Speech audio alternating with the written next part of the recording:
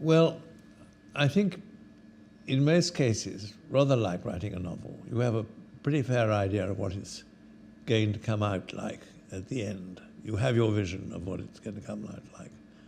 And you may also have a vision of what the audience or the reader's reaction is going to be. You can be terribly wrong about that. But one of the great pleasures of going around cinemas with your film is hearing an audience laugh when you wanted them to laugh, or not laugh when you wanted them to laugh. You know, that's enormously instructive. And that is where I've had the privilege of doing that with North American audiences as well as British ones. And since my family is sort of half American, I know I don't sound like it, but that's the case. It's very interesting what that difference throws up.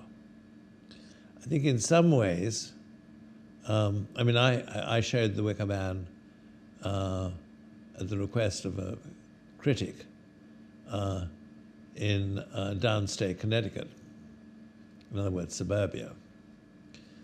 And virtually the whole audience walked out halfway through. I think Brits danced did it for them. Well, I've never had any experience like that in any other cinema in any other place.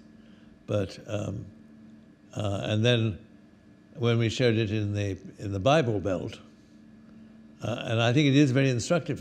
You know, in the theatre, you have this question of being in the audience, listening to how lines go and all that sort of thing, which you have to, and which you can change.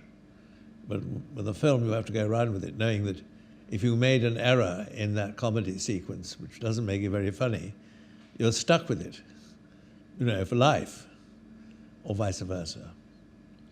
And I think so.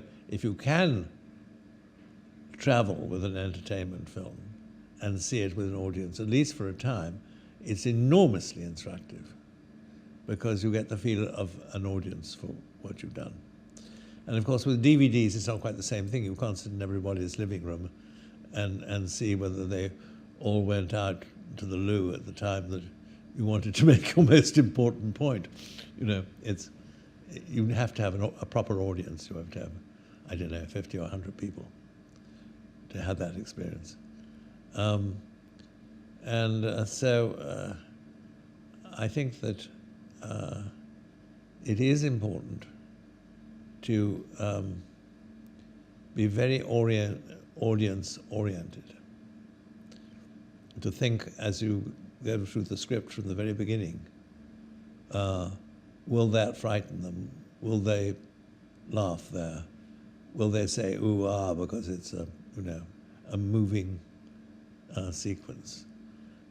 I think that imagination of what the audience's reaction is going to be is terribly important for the director, because ultimately it's the audience he's speaking to, and all the rest are his tools or her tools of making that exposition of a story to that audience are vital but secondary to his purpose.